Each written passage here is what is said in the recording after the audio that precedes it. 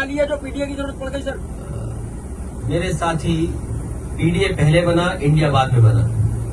और उसके बाद मैंने कई मौकों पर कहा कि इंडिया गठबंधन जरूर है, लेकिन हमारी स्ट्रेटेजी पीडीए है और पीडीए ही एनडीए को हराएगा। जहां तक सवाल प्रदेश में जहां चुनाव हो रहे हैं, ये बात इंडिया गठबंधन को साफ कर देनी चाहिए थी कि प्रदेश स्तर पर कोई समझौता नहीं होगा।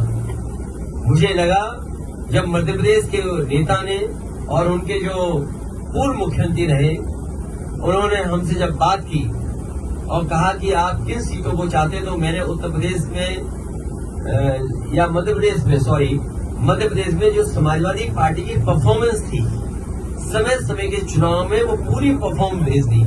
और मैंने उससे कहा कि मध्य प्रदेश में कभी हमारा इस हिस्से से विधायक बन गया, कभी उस हिस्से से विधायक बन गया, और हमारी पार्टी से कई बार कई विधायक बने जो आज दूसरे दल में भी चले गए, कांग्रेस में भी चले गए।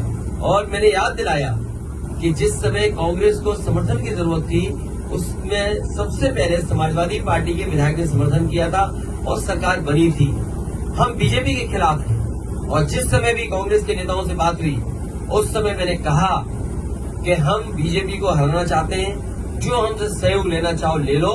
और उस समय उन्होंने बैठक करके, रात में 1 बजे बैठ करके, जिसमें हमारी पार्टी के एमएलसी रहे श्याम सुंदर जी, विधायक रहे दीपक, हमारे प्रदेश के अध्यक्ष, पार्टी के संगठन के डॉक्टर मनोज, इन लोगों ने बैठ करके कांग्रेस के वरिष्ठ नेता, दोनों पूर्व मुख्यमंत्रियों से बात की।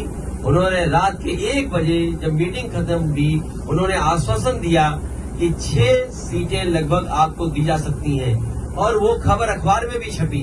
मुझे भरोसा हो गया कि 6 नहीं, कम से कम 4 दे देंगे। लेकिन जब सूची आई कांग्रेस की, तो जो हमारा सिटिंग एमएलए है, उस पे भी उन्होंने प्रत्याशी घोषित कर दिया। इसलिए मजबूरी में समाजवादियों को अपने जहां मजबूत क्षेत्र है, वहां पर कार्यकर्ताओं की भावना को समझते हुए हमें लड़ाना पड़ रहा है। मैं ये भरोसा दिलाता हूं कि समाजवादी पार्टी उन्हीं सीटों पे लड़ेगी जहां पार्टी का संगठन है, या संगठन उनको कहेगा हम बीजेपी को हराना चाहते हैं, उस लक्ष्य में हम लोग आगे बढ़ेंगे। और जहां तक सवाल है एक कांग्रेस नेता के बारे में, आजमगढ़ का रिश्ता समाजवादियों से बहुत गहरा है।